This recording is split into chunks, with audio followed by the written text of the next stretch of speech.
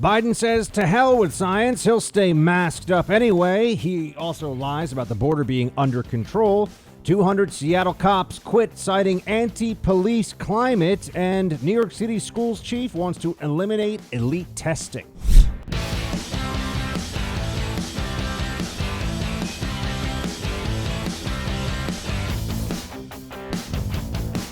It was all about the science until it wasn't.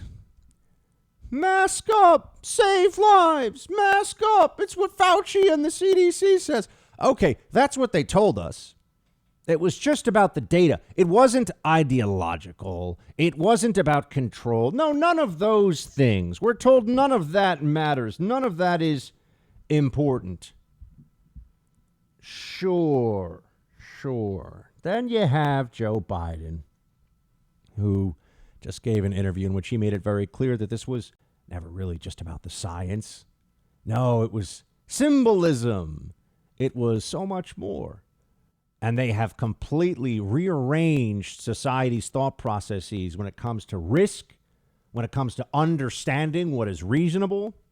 We have been, by the Democrats, in their desperate and unfortunately somewhat successful bid to increase their power to authoritarian status, we have been brainwashed as a society into thinking the unreasonable is reasonable, into thinking the absurd is normal, into making Joe Biden the president.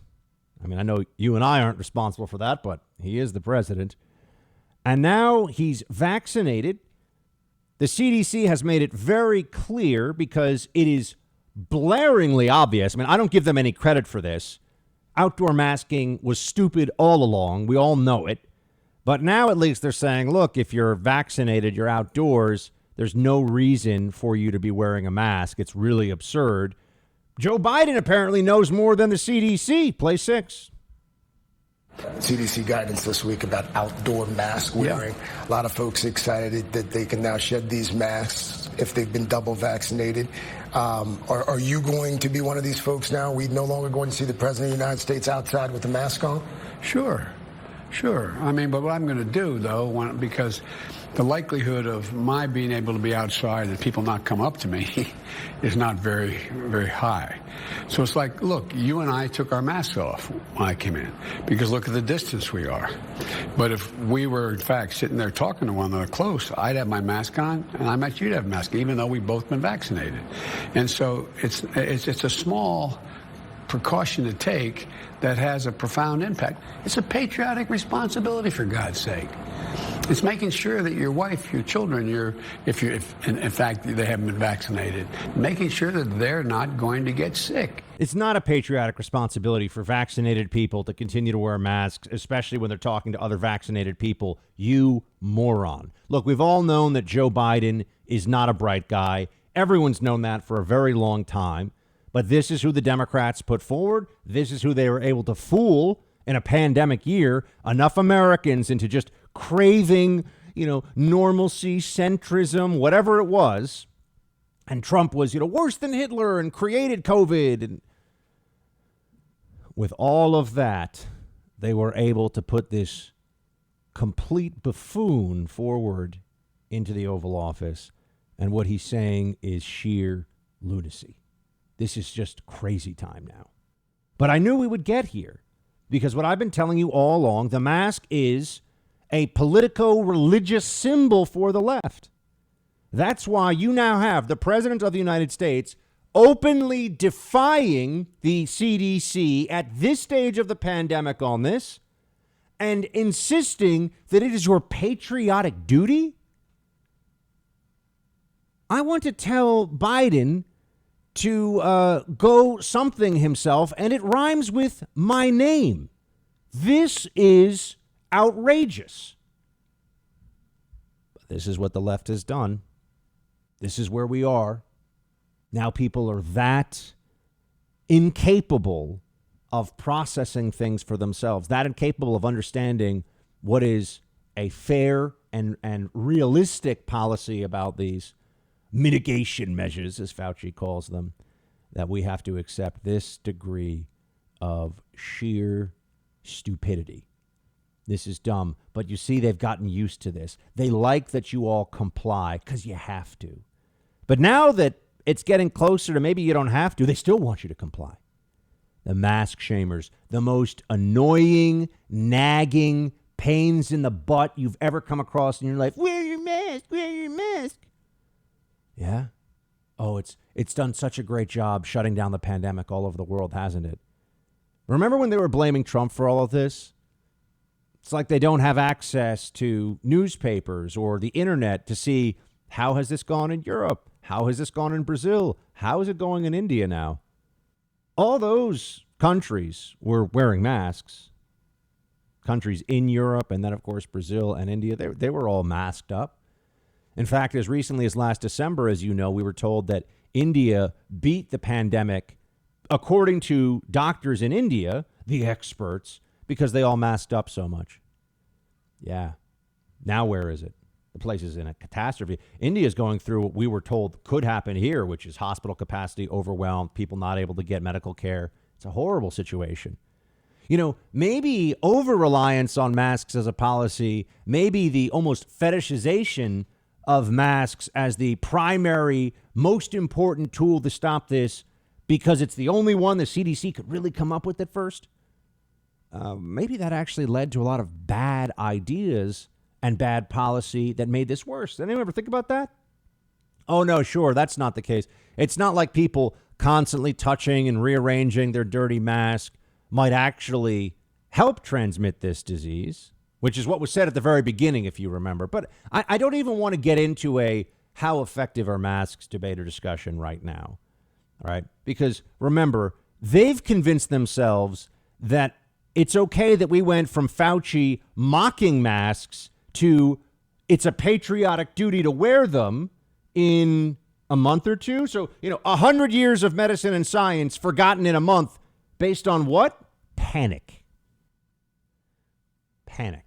Oh, asymptomatic spread, that changes things because now, no. We can all smell the nonsense. We could smell this BS, but a lot of people don't really have the capacity to think for themselves. And when Joe Biden says something like masking up is a patriotic duty, they stand to attention and they salute and say, "Sir, yes, sir. Commander-in-Chief, I will double mask even after vaccinated and standing alone in a field, sir, because I love my country." No, that's not what you're actually telling anybody when you do that. What you're saying is that you are a sheep and that you will allow yourself to be shorn of all dignity because the people in charge tell you that that's what has to happen. And this is where we are. Joe Biden's masking up as a patriotic duty in direct contradiction the circumstance of masking outside while vaccinated. Yesterday he was out, he gave some speech. The guy spent 30 seconds looking for a mask to wear outside. Symbolism is not science, you jackass Biden.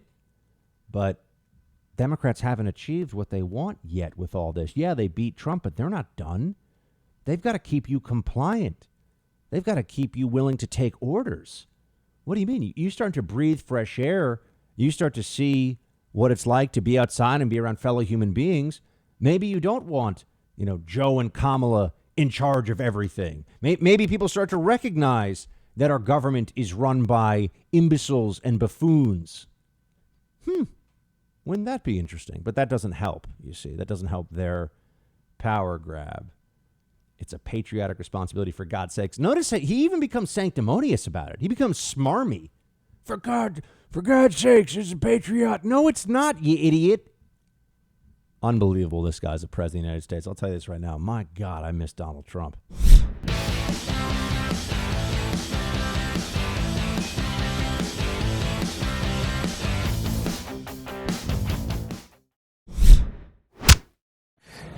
Kids in K through 12 schools obviously are not going to be able to get the vaccine by the fall. Should all schools in this country be open this fall for 5 day a week in-person learning regardless? Based on the science and the CDC, they should probably all be open. There's not overwhelming evidence that there's much of a transmission among these people, young people.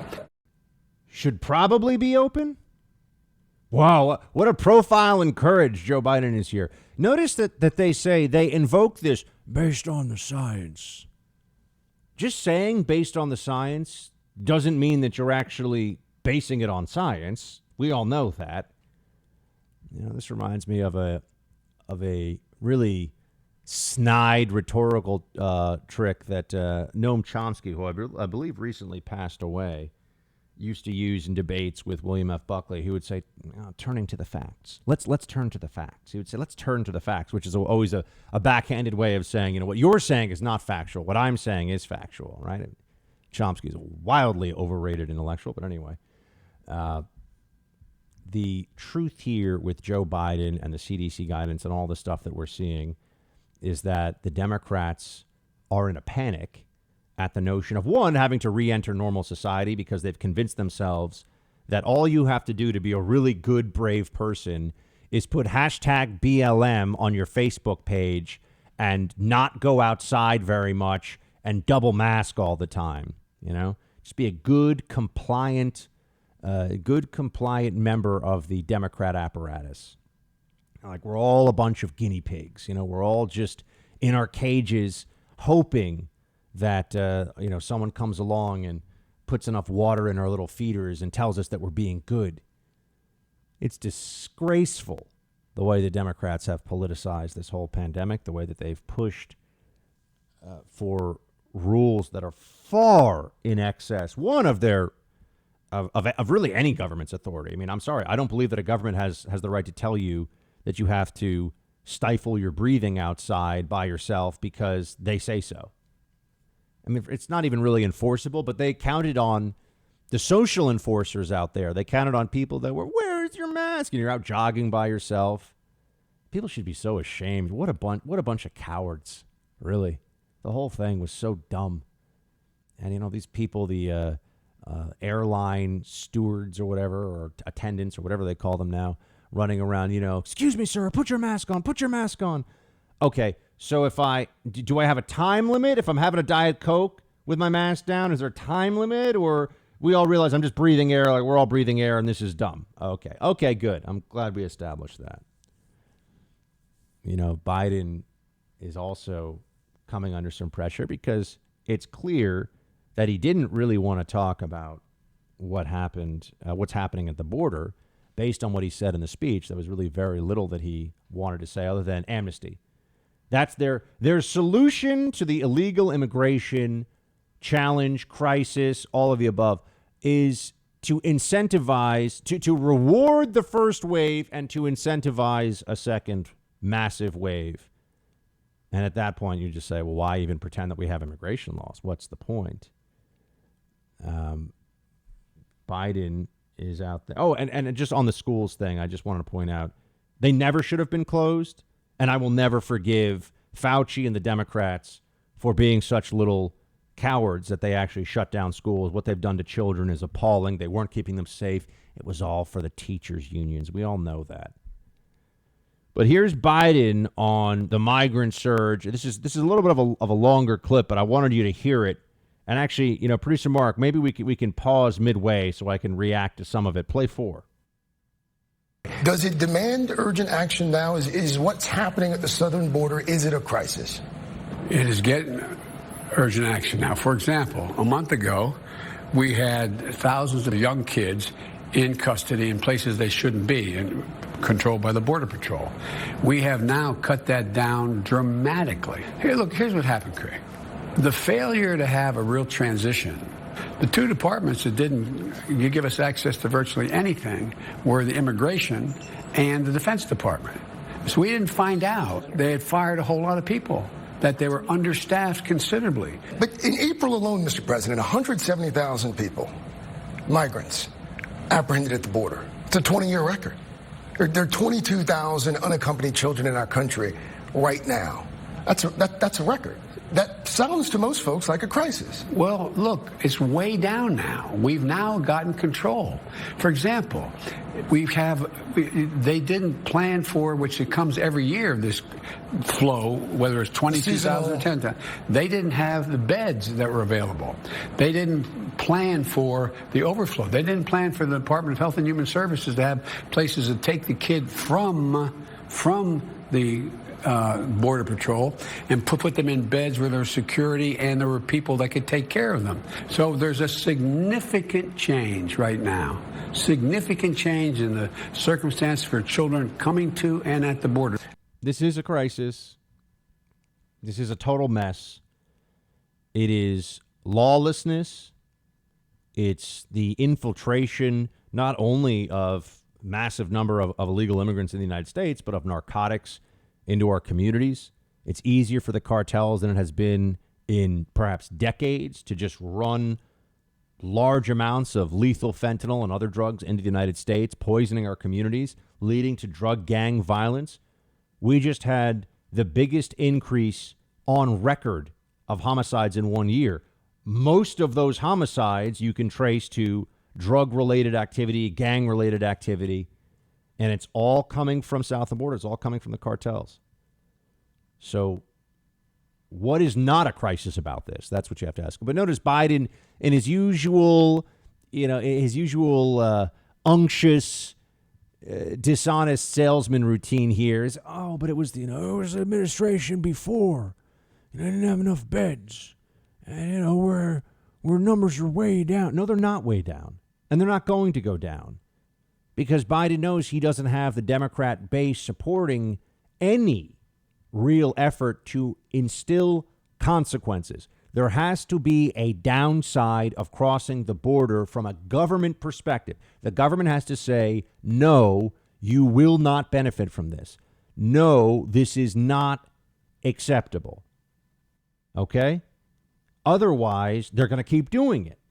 And that's the very basic, the very straightforward situation here. And then there's also, remember about separating families and all that? Play 3. During the campaign, you pledged to reunite hundreds of children who had been separated from their parents by the previous administration. According to our reporting, in your first 100 days, not one child's been reunited. How is that? I don't think that's true, but that could be. What we have done is we have united children with their families as they've come across the border. But one of the things is we don't know yet where those kids are. And we're trying like hell to figure out what happened. It's almost like being a sleuth, and we're still continuing to try like hell to find out where they are. You've said to migrants, don't come. You said don't come. You're very clear. Or would you tell parents in Central America and Mexico, don't send your kids? Absolutely. And look, here's the deal. So don't send your kids. That's the message. Do not send your kids, period. They're in jeopardy making that 1,000-mile trek. And so what we're doing now is we're going back to those countries in question where most of us coming from and saying, look, you can apply from your country. You don't have to make this trek. They don't want to apply, moron. They want to just get in, and you're letting them. And that's what's happening. But the Democrats think they benefit from the border crisis. We all know it. So in their minds, it's really not a crisis.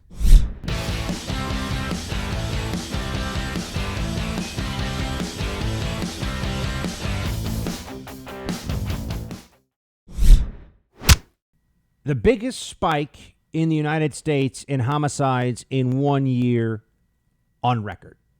That's what the headline should be for 2020. The official numbers aren't in yet. This is why you haven't seen more of it. The official data from the FBI comes out in September for 2020. So what we're relying on are preliminary figures, but the preliminary figures are only going to be most likely a little lower than the final numbers. And you're looking at an estimate of a 30 to 35, maybe even 37% increase in homicides nationwide in 2020. Why is that happening? People who say it's COVID need to explain how that's possible. You have far fewer people on the streets, in public places, public accommodations, interacting with each other.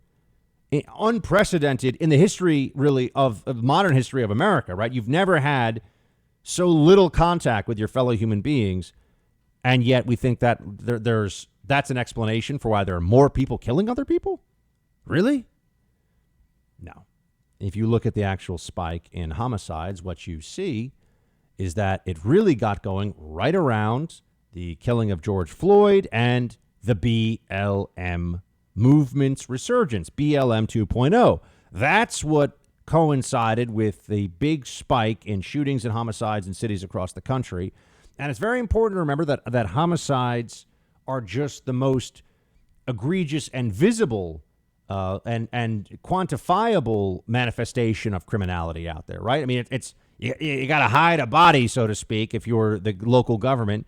People know when someone dies, so it's tough to cover this stuff up. They still do sometimes, but it's tough to cover it up, and also it's the most serious crime, and so people tend to pay a lot of attention to it.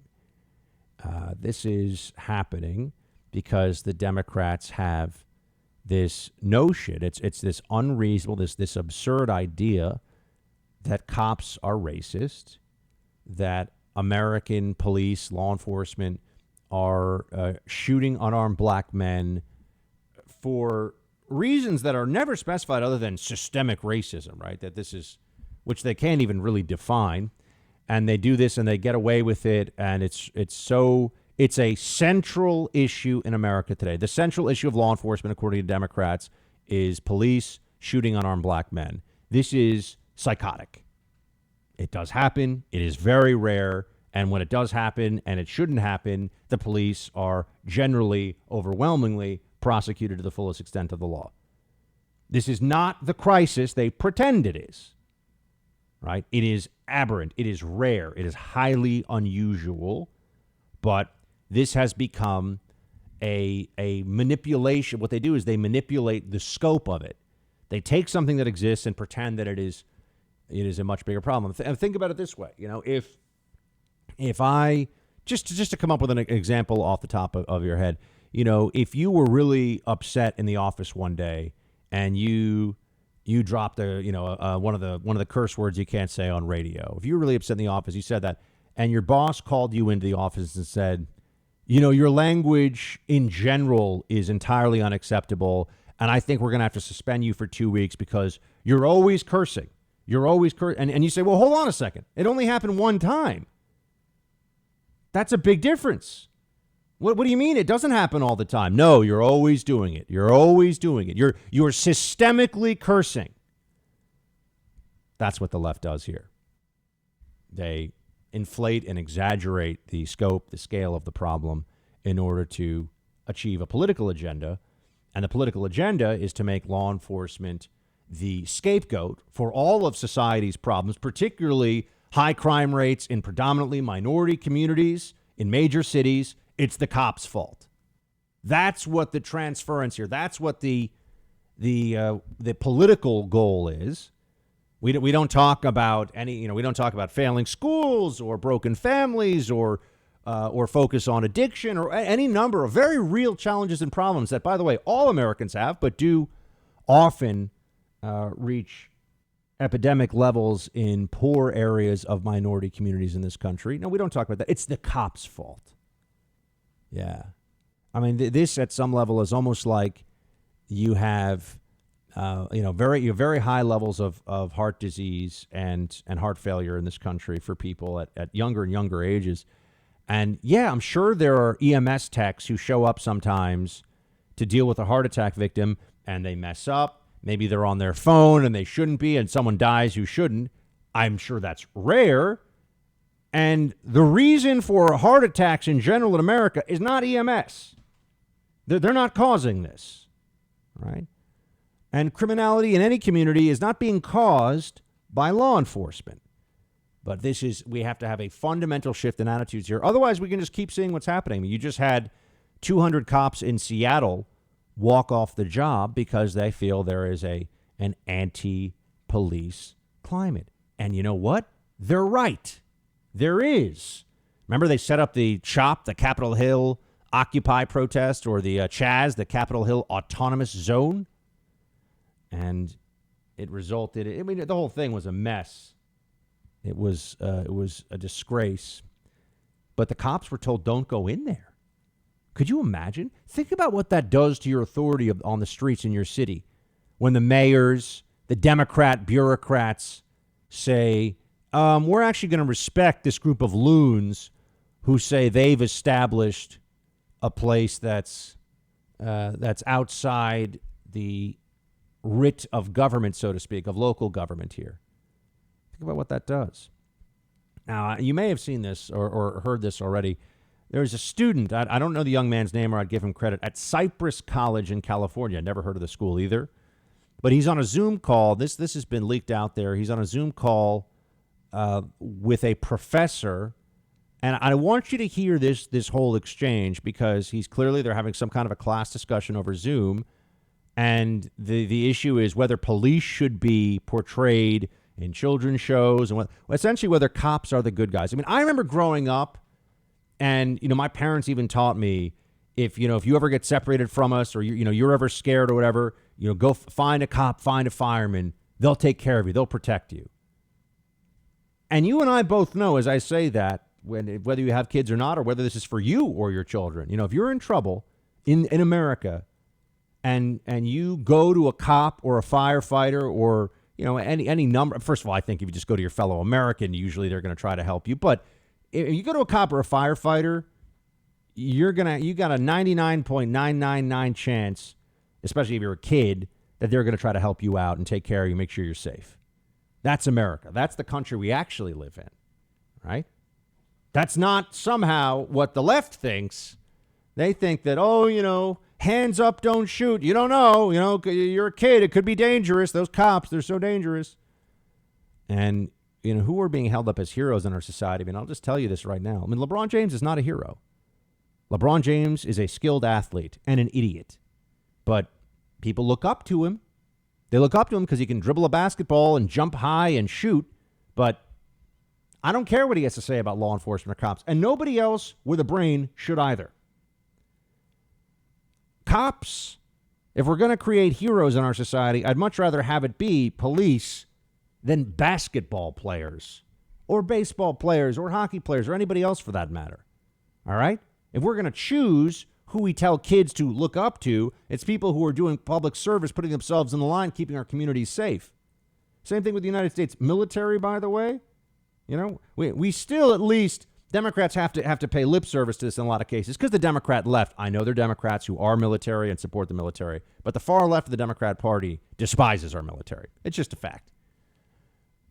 But here's how a conversation goes at Cypress College in California between a student and his professor. I want you to really listen for the disdain in the female professor's voice when they're talking about whether cops are the good guys. Play one. Right. So you brought up the police in your speech a few times. So what is your main concern? Since, honestly, the whole reason police, it is systemic. The issue is systemic because the whole reason we have police departments in the first place, where did it stem from? What's our history? Going back to what Jeremy was talking about, what does it stem from? It stems from people in the South wanting to capture runaway slaves. Maybe they shouldn't be heroes. Maybe they don't belong on a kid's show. So I disagree with what Jeremy said about it, because I think cops are heroes and they have to have a difficult job, but we have to have that all of fine them? life. Oh, I'd say a good majority of them. You have bad people in every business and every part. Yeah. Well, a lot of police officers have committed atrocious crimes and have gotten away with it and have never been convicted of any of it. And I say this as a person who has family members who are police officers. Yes, I understand. And this is what I believe. This is my opinion. And this is, not popular to say, but I do support our police, and we have bad people, and the people that do bad things should be brought to justice. I agree with that. But I think that say it again. They haven't. Well, I agree with you on that point of they should, right? Okay, so what is your And bottom line point? You're saying police officers should be revered, viewed as heroes?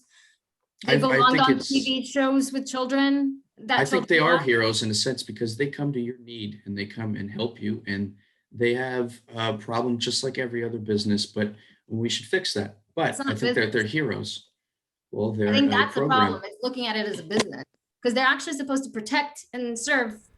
Police do not come from the enforcement of slavery, by the way. It's right along the lines with the 1619 Project saying that the American colonies were founded to protect slavery.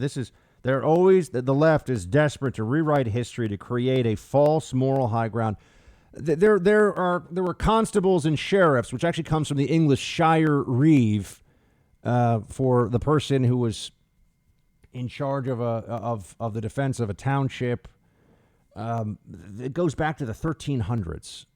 There have been gendarmes in France paid by the state for hundreds of years. Okay, the idea that cops, but they spread this and then people say it and then they say, well, there was an elevation of law enforcement. And what is really the point then? Are they saying that? So law enforcement comes from the protection of slavery. I mean, it's just to undermine the whole system. We should have no cops. This is crazy. So, and remember, the left also wants to disarm you while they're also undermining police and abolishing and disbanding and defunding police. Yeah, these people are civilizational arsonists. They're out of their minds. But the ones who are pushing it the most, the ones who go on TV, they live in safe neighborhoods still. They don't feel the brunt of this. And they convince people who are underprivileged, who do live in high crime areas, that there's nothing about the community that needs to be addressed or dealt with. It's the cops' fault, which is in and of itself a seductive lie. People suffer as a result of this. Thousands more people, a lot of them minorities, murdered, raped, assaulted, robbed last year in excess of any normal year stretching back for 20 years. The numbers were far higher, and it's in large part because the left lies about cops, about the history of cops, about what cops do, about the percentage of cops that are bad. But, with the media and the corporations all scared on this one and all telling lies too, it's very hard to get the truth out there.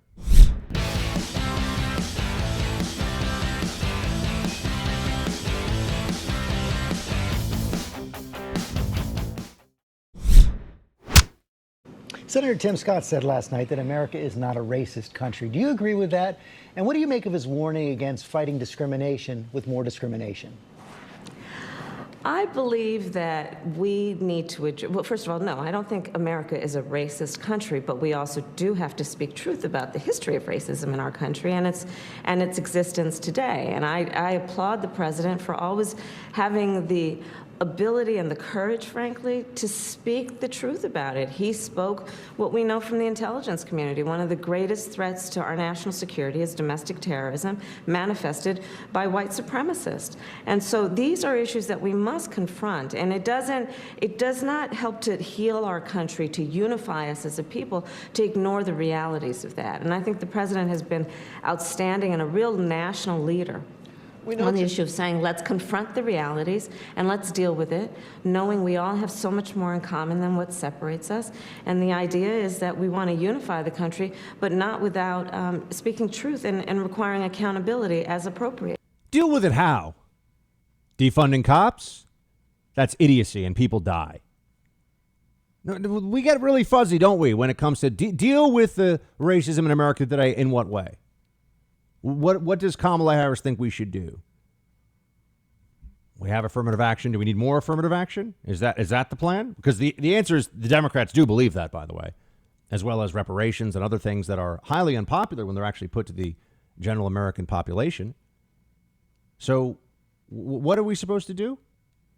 If we're going to talk about law enforcement, maybe we should be able to have honest discussions about where law enforcement is failing and where the problem lies elsewhere. with community dysfunction, with the lack of intact families, with a lack of focus on education, with substance abuse. You can find this all across the country.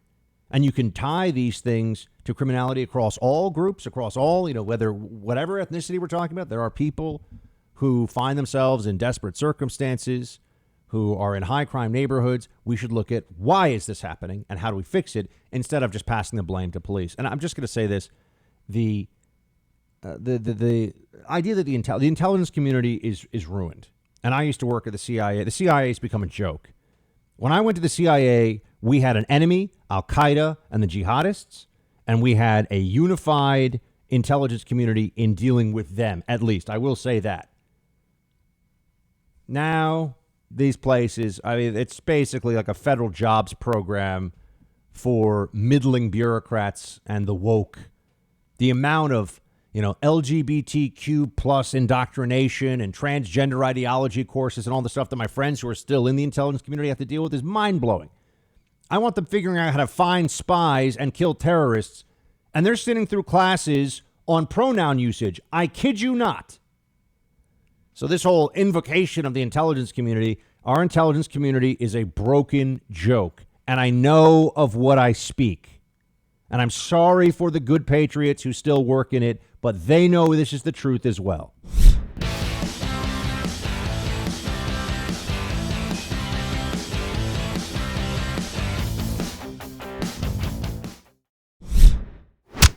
And the reality is that that warrant is completely illegal. The only way you can get a search warrant is if you can show that there's some evidence that the person is going to destroy the evidence or is going to run away with the evidence. Well, I've had it for 2 years and I haven't destroyed it. And they also got it from the iCloud. So there was no justification for that warrant. It is an illegal, unconstitutional warrant. One of many that this Department of Injustice tragically has done. And it breaks my heart because I belong to the Justice Department. And I think I had a record that's a hell of a lot better than theirs. Rudy Giuliani here telling everybody last night on Tucker's show what he really thinks was going on when they had federal agents raid his home and his office and take all of his electronics. The left is ruthless. I keep telling you that, and I know it maybe sounds to people like it's political or it's just a my team, their team thing. No, I'm serious. The left is ruthless. Absolutely. They will do things that our side politically will refrain from doing, will balk at, doesn't want a part of, because they are just more dedicated to winning than we are. They don't care about principles. They don't care about fair play, or at the end of the day, when they're closing their eyes to go to sleep at night, it's not, did I cheat to get what my side wants? It's, did I get what I want? Nothing else matters. And going after Rudy Giuliani in this way, think about it, friends, for a FARA violation? That's really what we're talking about here. A Foreign Agent Registration Act violation. This is a barely enforced, generally unserious statute that usually results in a fine, and everyone knows it goes. But see, this is the problem. I always say you can't leave laws open that are subject to interpretation and that are so subject, as this is, to politicization. You can't do it because the left will use it as a weapon. The left will use the laws as a tool to get what they want and to crush the people who try to stand in their way. You might say, Buck, Rudy Giuliani's a fighter. He's an adept lawyer. He was the U.S. attorney. He took on the mob. I've had dinner with Rudy. I've heard him tell the stories about, going after, Jimmy Two Toes and Frankie Lunch Meats and, whoever, right? I've heard him telling me this stuff. And he was America's mayor, and he was there on 9/11 after the towers fell and directing the emergency response. Guy was a presidential candidate, counselor to the lawyer. He can handle this, right? Even if he can, the message is still sent. How many other young, ambitious lawyers, people in private business all across the country, whether it's finance or running a corporation, how many of them do you think see what the Democrats are willing to do to a Rudy Giuliani? You see, the fact that he is formidable and can fight back and has name recognition and has connections, that all is part of the messaging. It's we'll do this, we'll hound and humiliate this guy. What do you think we'd do to you? That's part of the messaging that you have to remember. The process is the punishment. They go into his home, they go into his office, they seize his stuff, and they didn't even need to, as he points out. They've already gotten everything from the cloud. They're doing this over a FARA registration. I mean, this is not far from if all of a sudden there were IRS audits and FBI agents, busting into people's homes to get all their tax forms, got to pile up the W-2s and the 1099s. And it just so happened that they're major critics of the Biden administration. Oh, wow. Why are some of Biden's most implacable critics all of a sudden getting audited? This happened with Bill Clinton. This was a tactic. The Democrats have done this kind of thing for a long time. All of a sudden, the IRS is really going after people. Or if you're Dinesh D'Souza, the Southern District of New York isn't just going to let you pay a fine and say, hey, don't write another check that you shouldn't write to a political campaign that lost by 40 points anyway, or 30 points or whatever it was. Don't do that. No, they wanted to lock him up as a felon in prison for a couple of years. That's how they play the game. They send a message. You think I see what happens to someone like a Dinesh D'Souza? That doesn't get processed in my brain as, oh, wow. As I continue to build my influence, as I continue to be able to reach people all across the country and have millions of listeners and readers and viewers, whether I'm on Fox or radio or The First or podcast or whatever, I don't have to think about what they did to Dinesh. They would do to me too. Of course they would. For the most minor violation, for the most, extreme and draconian interpretation possible, they will come after me. And I know they will. And so I have to be very aware of it. They go after Rudy Giuliani. You say, well, I'm just a private citizen. No such thing when the Democrat authoritarians have their way. You do what they say or else. They will come after you. Oh, I know what they're saying now. Joe Biden, he didn't know about this. Joe Biden, he didn't know. Sure he didn't. He's talking to MSNBC, and here's what he says. Play 14. Were you aware of that raid before it happened? I give him my word I was not. I made a pledge. I would not interfere in any way, order, or try to stop any investigation the Justice Department had underway. I learned about that last night when the rest of the world learned about it. My word. I had no idea this was underway. Have you been briefed on any other investigations involving? And I'm not asking to be briefed. I'm not asking to be briefed. That's the Justice Department's independent judgment. This last administration politicized the Justice Department so badly. So many of them quit. So many left because that's not the role. It's not the role of a president to say who should be prosecuted, when they should be prosecuted, who should be not prosecuted. That's not the role of the president. The Justice Department is the people's lawyer, not the president's lawyer. I mean, there's so much here that it's hard to process all the bull crap that Biden is tossing out there. Let's take this in reverse order from what he says. A few things. First of all, the notion here that Trump politicized the DOJ. There was a special counsel and an entirely fraudulent BS Russia collusion investigation for almost all of Trump's first term, spurred on by DOJ, deep state Democrat hacks. You want to talk about politicizing the Justice Department? Is this guy out of his mind? Well, yeah, actually, yes, Biden is kind of out of his mind. That's true.